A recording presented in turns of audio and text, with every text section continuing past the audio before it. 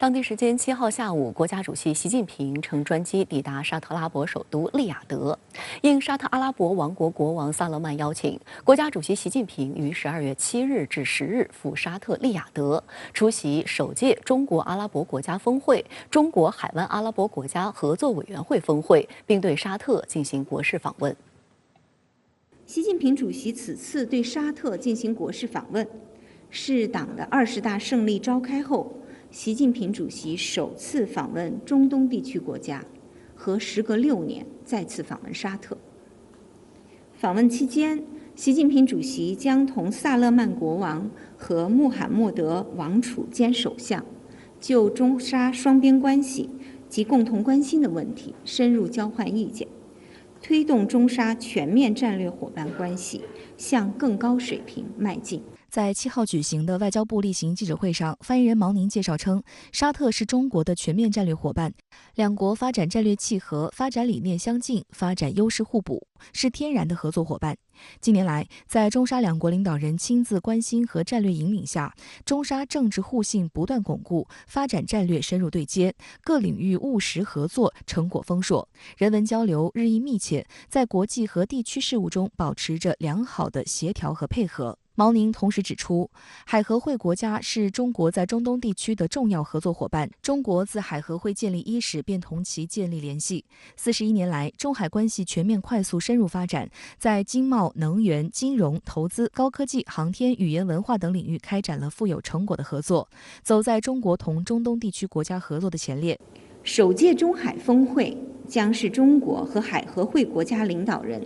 第一次齐聚一堂，共商中海关系大计，对中海关系发展将具有深远意义。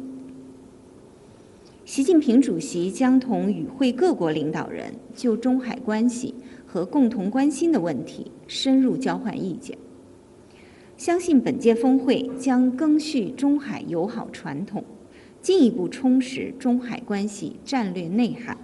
推动中海关系迈上新台阶。习近平主席此行还将出席首届中国阿拉伯国家峰会，这是新中国成立以来中国面向阿拉伯世界规模最大、规格最高的外交行动，将成为中阿关系发展史上具有划时代意义的里程碑。当前百年变局加速演进，世纪疫情反复延宕，世界进入新的动荡变革期。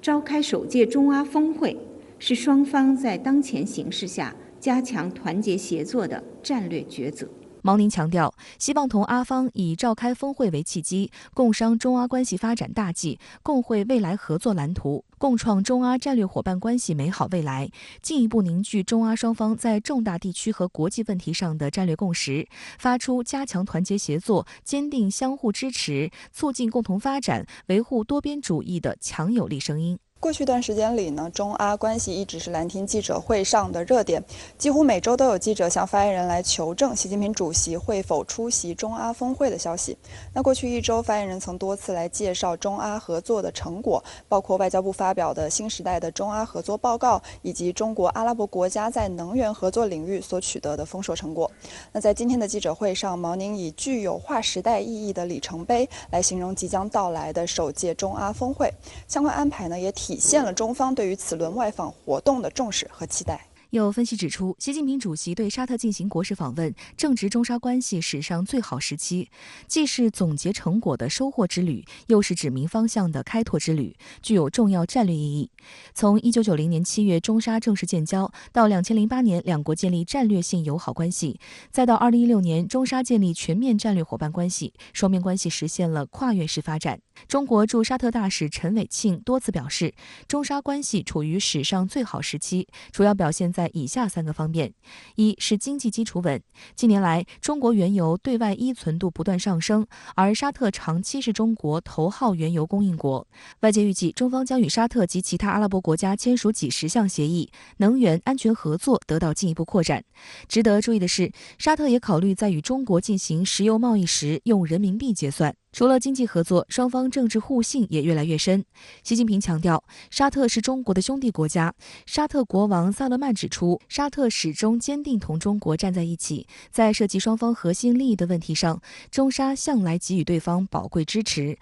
在涉港、南海、人权、冬奥和一个中国等问题上，沙特均支持中方正当立场。中国则始终支持沙特自主探索发展道路，支持沙特为维护本国和地区安全采取的措施，支持沙特在国际和地区事务中发挥更大作用。而对于沙特参与“一带一路”倡议，积极向上海合作组织、金砖国家靠拢，中方也予以坚定支持。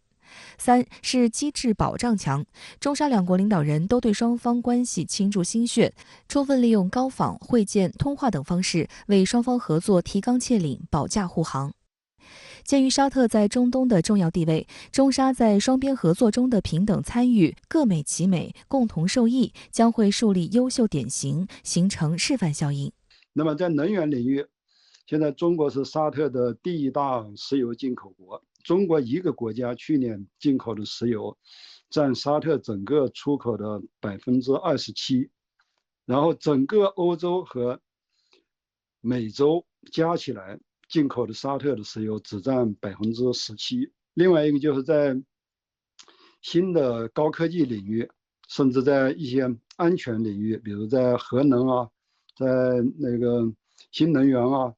航空啊这些领域，最近几年我们跟沙特合作也很多的，所以中沙关系现在确实是对双方都很重要。习近平主席还将分别出席2场重要峰会，首届中国阿拉伯国家峰会以及中国海合会峰会。事实上，中国和阿拉伯国家之间的关系源远流长。新中国成立70多年来，中国同阿拉伯国家相互尊重、平等相待，互利共赢、互学互鉴，友好合作广度深度实现历史性跨越。埃及前总理埃萨姆·谢拉夫表示，阿拉伯国家和中国都是世界上古老伟大文明的代表，古丝绸之路早已将这2大文明连结在一起。阿中至今保持着密切的贸易往来和文化交流。即将召开的首届中阿峰会将成为发展双方战略伙伴关系的里程碑。Refer to the deep historic relations between China and Arab countries. There is always have been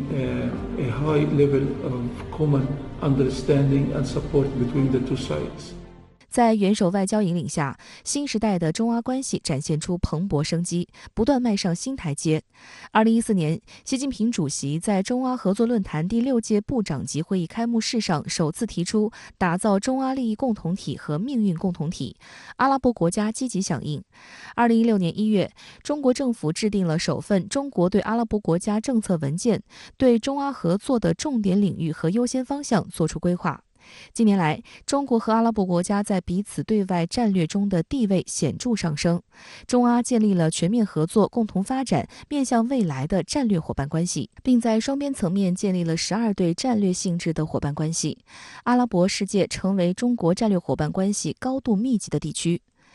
分析指出，当前百年变局加速演进，对于经济发展水平极不平衡、内部矛盾错综复杂的阿拉伯世界来说，能够形成并长时间延续对中国的一致友好态度以及强烈的合作期待，殊为难得。中国和阿拉伯国家同为发展中国家重要成员，同为国际舞台上重要政治力量，面临相似的历史机遇和挑战，双方比以往任何时候都更需要加强合作，共克时艰，携手前行。中阿峰会对中国和对沙特、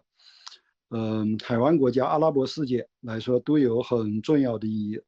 甚至在一定程度上，它在全球的层次上也有它一定的意义，因为这是阿拉伯国家和一个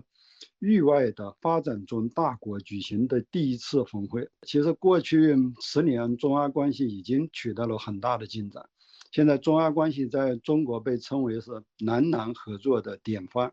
是国与国之间关系的典范。双方在过去3年建立了很高的互信。相关话题来连线推评论员陈斌。陈先生您好。习近平主席启程对沙特阿拉伯进行国事访问，沙特方面讲这次访问将加强两国更深层次的关系，您如何解读？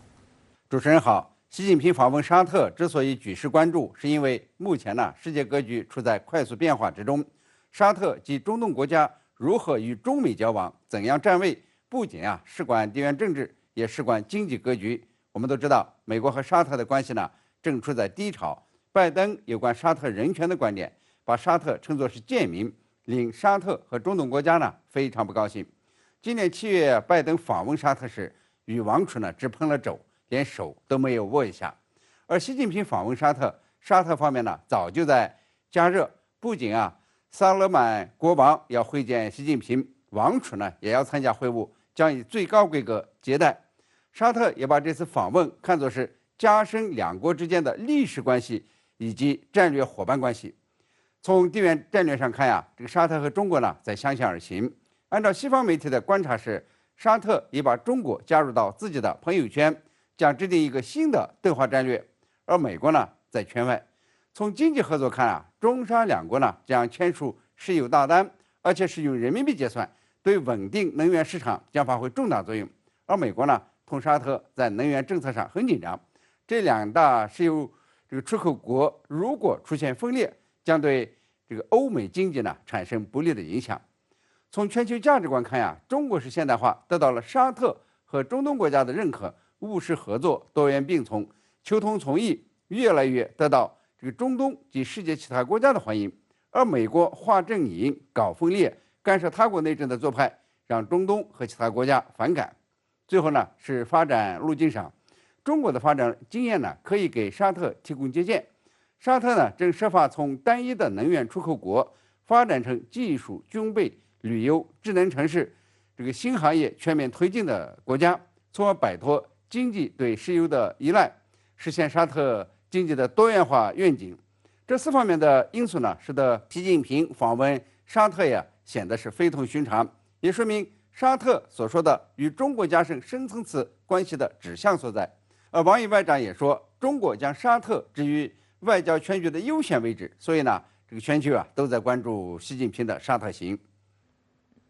习近平主席也将出席首届中国与阿拉伯国家峰会。那为什么说这次峰会具有里程碑意义呢？首届中阿峰会之所以具有里程碑意义，就在于这个中国与阿拉伯国家的关系提升，把中阿合作呢推到一个全新的高度。中阿关系的主旋律呢是合作共赢、开放包容、互学互鉴、互利共赢。那么从2004年举办中阿合作论坛至今呢，已经有18年的时间。中阿关系呢，在许多方面都创造了典范，给动荡的世界带来合作共赢的新希望。现在把中阿合作论坛升级为中阿峰会，它不是简单的升级版，而是中阿呢在各个领域的合作达到一定的深度和广度后的质的飞跃。阿拉伯国家呢长时间都能够与中国合作，实在是不容易。这其中的奥妙呢，就在于双方呢只管合作，而在主权、价值观和意识形态方面没有任何要求，这信任感呢反倒建立起来了。也因此呢，中阿合作从石油进出口拓展到了大型的基建项目建设、5G 通讯设施建设，甚至呢到研发军用无人机。中阿共赢呢，从经贸领域拓展到了旅游、文化、地缘政治。中国的平等互利和自身发展呢，也让阿拉伯国家呢有了新的选择。就像有些国家所说的：“嘿，我们还有其他选择呢，外面呢不只有你一个花生洞。”所以这中阿关系呢就进入到了全面合作的新阶段。“一带一路”呢更是给这个阿拉伯国家的发展和互联互通打开了通道。阿拉伯国家的媒体透露这次中阿峰会可能呢会签署类似于中阿自由贸易协定的文件，中阿关系呢将升级为战略性关系。这阿拉伯国家呢也将进一步的向中国开放，因为中国在很多方面能够为他们的未来愿景提供实现的路径。在他们眼中呢，中国是拥有独特能力的可以长期合作的伙伴。中国购买他们的石油，建设他们的城市，提供使他们变得智能化的技术，并且帮助他们实现经济多元化，转向绿色能源。换句话说呢，这次峰会将会为中阿全面合作打开大门。好的，也谢谢陈先生跟我们共同在线分享您的观点，谢谢。台积电位于美国亚利桑那州凤凰城的工厂，当地时间6号举行首批设备进场仪式。美国总统拜登、台积电创始人张忠谋等900多人出席。与此同时，台积电宣布，在美2期工程总投资金额达400亿美元，是台积电在台湾以外的重大投资之一。白宫官员也表示，这是美国史上规模最大的境外直接投资之一。不过，对于台积电将更先进制程和技术人才搬迁到美国，岛内舆论哀叹声一片，称护台神山倒了，台积电变成美积电，台湾被掏空了。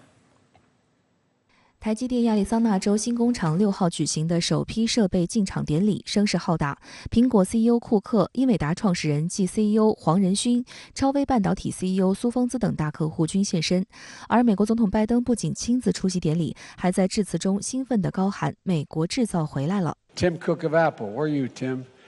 He buys a few of these little chips, and he's a small customer here at this outfit. Apple had to buy all the advanced chips from overseas.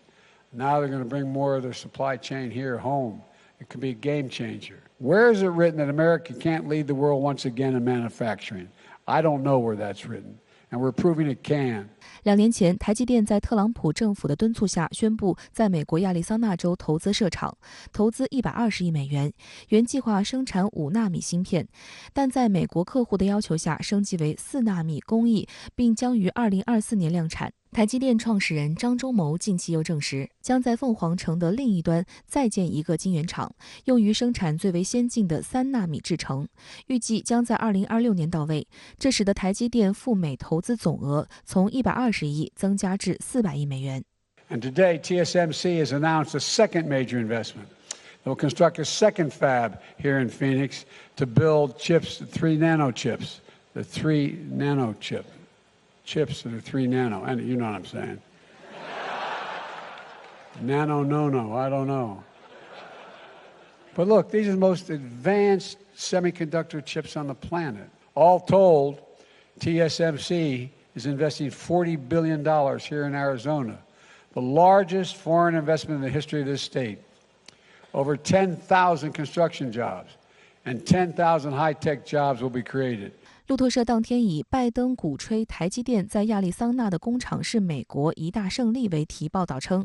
对于美国而言，将先进制程晶圆厂纳入美国本土，对供应链的韧性有无与伦比的重要性，因为许多先进创新科技都必须依赖先进半导体。更重要的是，美国国防科技也必须要使用先进半导体制程，而这场声势浩大的移机典礼也代表着美国对复兴制造业的期望。台积电在亚利桑那州的2个工厂一旦投入生产，年产量将达60万片，满足美国国内对于先进芯片的需求。为推进亚利桑那州项目，台积电正将大量工程师派往美国厂区。据台湾商业周刊上月报道，11月初，一群台积电员工携家带眷举家搬迁飞赴美国凤凰城，第一班包机大概运送了300名员工，他们都是半导体业的关键人物。未来几个月还有6架包机，将总计逾1000名工程师与其家人陆续送至美国。由于迁移到美国的工程师数量较为庞大，甚至还有一定程度上带动了当地的房地产热潮。台媒在美国凤凰城内了解到，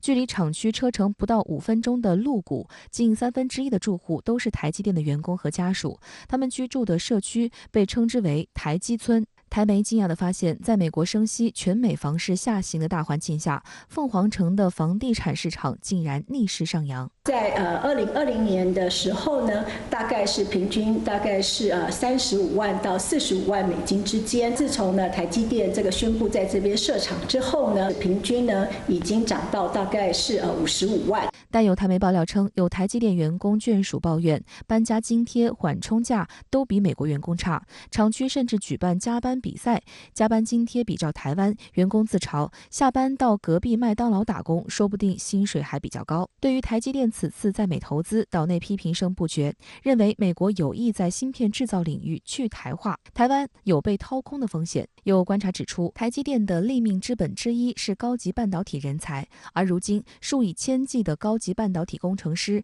跟随3纳米制程迁往美国，无疑将造成台湾半导体史上最大人才流失。尽管豪掷400亿美金，并且投入大量专业人才，但台积电自身也对在美建厂的前景颇为保守。据美国《华尔街日报》披露，台积电上个月在给美国商务部的一封信中，反映了在美国建立生产线面临的6大问题，包括成本高、缺乏人力及联邦法规要求等。这些状况让台积电设厂的成本被迫提高。台积电在信中直言，凤凰城工厂面临一系列建设成本和项目不确定性。相比之下，在台湾建造同等级的工厂，资本密集度要比美国低得多。针对台积电提出的一系列问题，张忠谋早在今年4月出席美国智库布鲁金斯学会活动时就指出，台积电俄勒冈厂已经营运25年，深知在美生产的成本有多高，在美生产的成本比台湾高出50%，因此当时俄勒冈厂虽然有获利，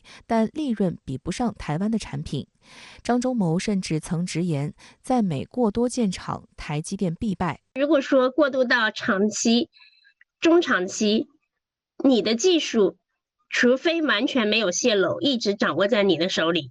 那如果一旦出现有相关的技术泄露的问题，那实际上你就为自己培养了对手。这个全球的存量蛋糕，即便每年在半导体行业有一个5%甚至10%的增长，但是这个存量是固定的，你多了竞争对手，你的市场就会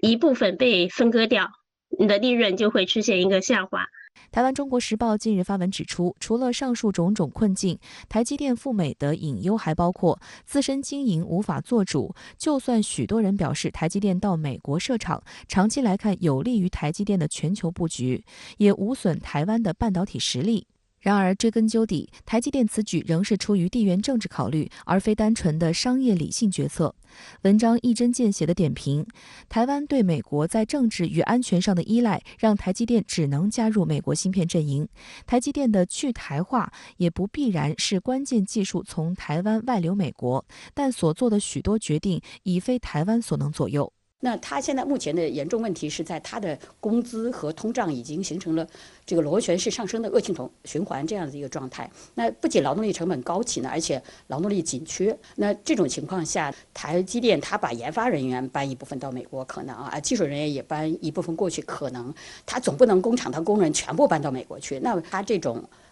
其实是逆全球化的，也是逆全球供应链的这种做法，我认为是不可持续的。需要指出的是，拜登上台以来，为推动半导体制造回流，出台了一系列措施，包括吸引全球各地芯片产业转移到美国的芯片和科学法案，以及对华半导体出口管制新规等。国际货币基金组织和世界贸易组织多名专家认为，这些措施恐导致全球半导体供应链脱钩断裂，并给全球贸易和经济增长造成严重破坏，损人不利己。路透社日前爆出，美国会参院民主党领袖舒默原本正联合参院共和党人推出一项议案，升级对华芯片限制，计划禁止联邦机构和承包商使用中芯国际、长江存储和长兴存储3间中国芯片商的半导体产品。但由于美国商会去信表示强烈反对并施压，路透社看到的草案最新文本部分内容已放宽。中国驻美大使馆对此回应，坚决反对在任何法律加入关于中国的负面措辞。美国商会的信件也表明，随意破坏和损害供应链不符合任何人的利益。我们把产业链分为几种，一个是本土化，还有一个是近岸外包，还有友岸外包，另外就是一个公平的全球化。那从目前的美国的优先顺序，本土最为推崇，其实它已经是一个我们把它称为叫逆全球化，就是比如说在中国大陆地区，他认为要脱离对它的依赖，就是这是一个很明显的趋势。出台了一些不公平的补贴政策，你损的是全球的这种就是利益端。据美国媒体报道，苹果公司正计划加速将其部分生产转移到中国以外地区。有分析人士表示，受疫情及中美关系影响，苹果希望自己的产供链更加多元化。但不可否认的是，中国仍是苹果公司最重要的市场。相关举措并非要与中国市场和中国机遇脱钩。据《华尔街日报》4号的报道，苹果公司正在加快将部分生产移出中国，并希望供应商更积极规划把组装厂移往印度、越南等国家。报道称，苹果公司的产能超过80%在中国。实际上，苹果从2018年起就提出了全球供应链重构计划，当时的动机是特朗普挑起的关税战，但疫情导致全球性物流受阻，而中国政府保生产的政策让苹果公司大为获益。3年来，该公司出货基本保持正常。苹果母公司也针对一些产品申请了关税豁免。更令白宫始料未及的是，由于美国疫情控制不力，苹果公司位于美国本土的唯一一条生产线位于德州的电脑工厂被迫关闭。为了满足订单发货需求，苹果公司将这条在美国本土最后的生产线转移到了中国。苹果公司 CEO 库克更是在2019年批评称，特朗普的关税措施将导致苹果的产品丧失竞争力，将市场拱手让给竞争对手。其实美国的劳动力成本各种成本高而且供应链并不完备，而且劳动力短缺这个问题是很严重的。那其实美国它已经不具备制造业的优势了，无论是说奥巴马时期的再工业化，还是特朗普时期的什么买美国货、雇美国人，包括这个拜登时期的什么芯片与科学法案还有什么通胀削减法案，它其实都是试图将制造业搬回美国。它过去不行，它现在和未来可能更加也不行。据路透社报道，在过去几年间，苹果持续推动供应商产地多元化，包括富士康在内，目前至少有3家苹果的全球供应商在印度组装苹果手机。之前，苹果只在印度生产老款手机，今年9月将开始生产最新的苹果手机14。而苹果在越南的生产产品则包括耳机、智能手表和个人电脑等。有富士康前高管对媒体表示，由于配套产业、基础设施和工人资质方面的差距，印度和越南短期内无法取代中国在苹果供应链中的作用。例如，越南总人口不及中国的1/10，像郑州富士康那样规模达数10万的组装厂所能提供的产能，在越南根本无法实现。印度则更面临政府协调水平低下、土地高度私有化、碎片化等问题，很难提供同等大型配套设施，这些地区也难以承接苹果高端机型制造。其实这2个国家的基础设施都比较匮乏，特别是印度，不仅是硬件方面的这个匮乏，这个断电也时有发生。另外，它的软件方面也比较的糟糕。其实印度和越南可能生产个小配件或者部分的产品可以，但是整个供应链体系配套完全不完备。这个方面供应链体系不完整，其实是他们很难承接这个苹果的大规模的生产、批量的生产的一个比较主要的一个局限性。分析指出，苹果分散供应链实际上也是顺应全球化分工趋势的举动。制造业寻求更廉价的制造地是经济学趋势，但人工成本并非高科技代工业需要考虑的唯一问题，尤其是对于苹果公司这样盈利能力超强的企业，稳定的产供链和稳定的质量才是维持高利润的关键。实际上，美资在华企业很多都是有多元化的这种布局的设想，它可能要有几个步骤。第一个就是它要对这些比如说劳动密集型的生产链，比如说整机的这个组装，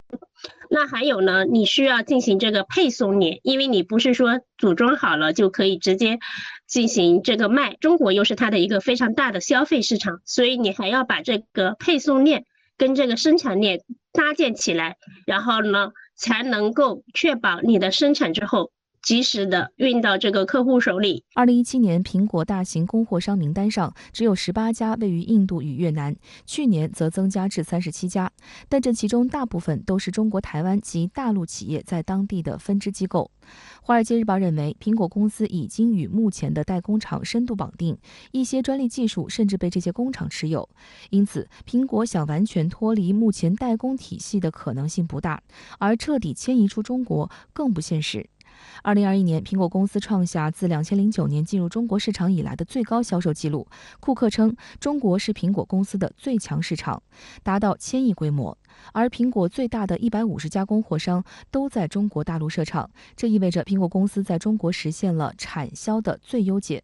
我觉得苹果公司目前有考虑转移产业链的这个动机，也有它背后的一些诉求。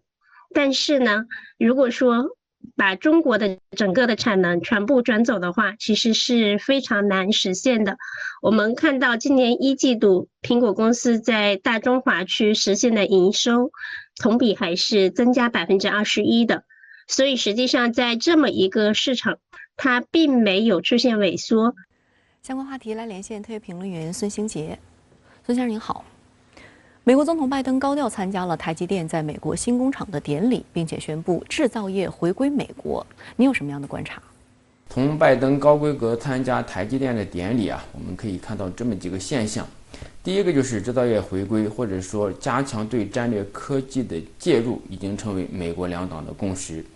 台积电投资美国跨越了特朗普和拜登两届政府。拜登呢也将这一项目作为自己的政绩，并不在乎说这其实是特朗普美国优先口号的一部分。第二就是美国政府已经将战略科技产业作为安全战略的重心，除了通过一系列的法案之外呢，还改变了以往的经济政策的理念基础，以强势的姿态去扶持或者改变企业的决策。与拜登一起出席活动的还有一众美国科技巨头，至少呢在形式上形成了政府和企业之间的互动。事实上，美国的创新和产业的发展并不是纯粹依靠市场来推动的，政府呢在其中扮演了至关重要的作用。冷战期间，美国政府在视为关乎美国国家安全和战略的领域投入了巨资进行研发，从而呢推动了技术创新和新产业的产生和出现。现在美国政府将半导体产业视同为阿波罗登月计划，因此呢，这是美国将半导体产业战略化和安全化的一个表现，不仅是两党的共识，也可能是政企共识。相关的企业当然也会获得数额不菲的补贴和扶持。第三，台积电投资美国并不全是市场行为，也涉及到产业从台湾向美国的转移，半导体产业在空间中的重新的分配。对台湾地区来说呢，台积电在美国的投资代表着产业的转移，相关的人才和配套也要到美国去。现在岛内有些人就担心说台湾的产业被掏空了，也不是杞人忧天。台积电在半导体产业领域具有优势的地位，大规模的转移无疑会消耗台湾的产业实力，对东亚地区的产业链呢也会形成不小的冲击。除此之外，半导体产业最终还是要回到商业逻辑上来，在美国投资也要权衡利弊，尤其是要看看美国有没有相关的配套设施以承接台积电，并且能够降低台积电的成本。现在来看呢，美国还没有做好这样的准备，制造业相关的配套设施、人力和人才培养呢也跟不上。至于说拜登政府画的补贴大饼，台积电能够吃到多少，也还是个问题。有媒体报道说，苹果公司加快将部分产能搬离中国，您又是如何看？的确，最近一些消息也传出，苹果公司在调整其全球化的布局。我们需要看到苹果公司其实是一个全球化的企业，它代表了先进生产力和产业发展的方向。因此呢，苹果的动向呢就非常受人关注。苹果的市值、体量以及在产业体系中的影响是巨大的。从两个角度来看，一个呢是战略层面，另外一个就是商业层面。从战略层面来说呢，苹果公司的调整会带来相关产业全球布局的变化，背后呢就是相当数量的就业岗位。在全球经济竞争越来越体现为产业链、供应链竞争的时代呢，苹果的确具有强烈的战略含义。正因为如此，苹果的一举一动有可能会被过度解读。特朗普政府时期就要求苹果公司要回归美国，苹果呢也计划将一部分的生产转移到美国。但是还有意思的是呢，在美国政府的关税战以及疫情初期的混乱之下呢，美国唯一的苹果工厂也关门了。这其中我们能够看到全球化的苹果公司跟追求美国优先的美国政府的战略呢未必是契合的。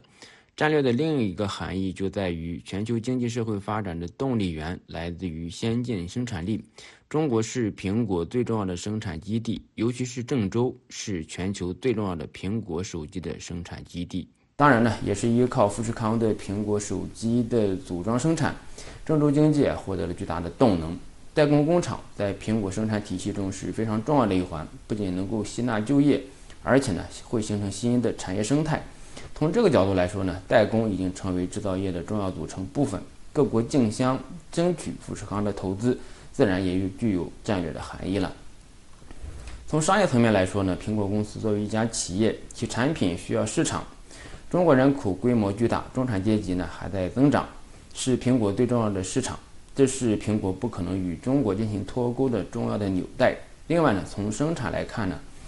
富士康作为苹果主要的代工生产厂商，其实呢是复杂生产体系的组织者。要生产苹果手机，不仅需要土地、劳动力，更需要相关的配套企业、零部件供应商。也就是说呢，苹果手机的生产是一个复杂的体系，不是一蹴而就的。中国之所以能够成为全球最重要的生产制造基地，也不是一朝一夕，而是经过几十年的积累和努力，更是中国市场与世界市场协同演化的结果。对于苹果离开中国这样的消息呢，我们当然要关注，努力去营造和维持中国在全球生产体系中的枢纽角色，同时呢，也要提升中国在全球产业体系中的地位，通过自我提升呢，为更多的发展中国家提供发展的机会。好的，也谢谢孙先生跟我们共同在线分享您的观点，谢谢。美国宣布批准向台湾出售一批新的武器装备，再给中美关系与台海局势带来严重负面影响。而美国国防部近日发布的2022年度中国军事与安全发展报告中，再次歪曲中国国防政策和军事战略，无端臆测中国军力发展，在台湾问题上粗暴干涉中国内政。中国国防部12月6日回应称，中方对此强烈不满和坚决反对，已向美方提出严正交涉。据美国国防安全合作署当地时间12月6号发布的新闻稿，美国国务院已批准2笔对台军售案，金额分别为3.3亿美元与9800万美元，将出售给台湾 F-16战机、C-130运输机、IDF 战机系统备件、消耗品、配件及修复支援系统等。这是美国总统拜登上任以来第7次对台军售。台防务部门7号回应称，美方这次同意出售的零部件将有助台方战机维持装备妥善和补充消耗，满足防卫作战和战备训练需求。军售案可望在1个月后正式生效。中国外交部此前曾多次表示，美国向中国台湾地区出售武器，严重违反一个中国原则和中美3个联合公报，特别是817公报规定，严重损害中国主权和安全利益，严重损害中美关系和台海和平稳定。中国国防部长魏凤和11月22号应约与美国国防部长奥斯汀会谈时强调，台湾问题是中国核心利益中的核心，是中美关系第一条不可逾越的红线。另据彭博社5号曝光的美国国务院文件显示，对台军事援助的计划中增加了多达100枚来自洛克希德马丁公司的爱国者 PAC-3 分段增强型导弹，这些导弹比之前售台的爱国者导弹更先进。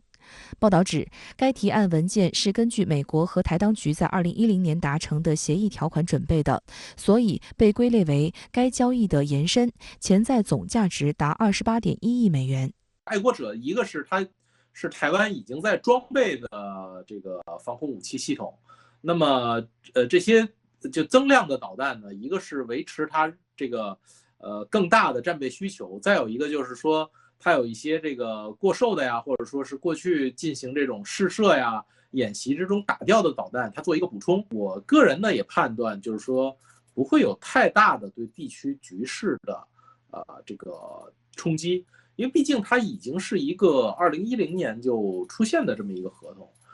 12月6号，国防部新闻发言人谭克非大校就美方2022年度中国军事与安全发展报告发表谈话，当中谈到台湾问题时，谭克非再次强调，台湾是中国的台湾，解决台湾问题是中国人自己的事，由中国人来决定。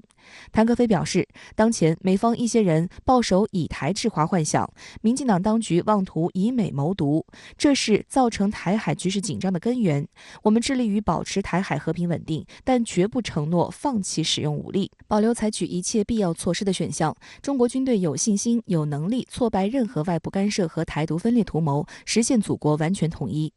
有台媒表示，美方这份报告花费不少笔墨对台湾问题指手画脚，列举大陆对台军事行动的可能选项，从2020年度报告的160处提到台湾，到2021年的177处，今年更是进一步频繁提及。其实这类报告早已汗牛充栋，一点都不新鲜，让两岸能够和平共处才是台湾的主流民意。大陆方面也强调和平统一方针不变，美方不断炒作所谓攻台时间点，罔顾事实，企图挑动两岸对立，最终难以得逞。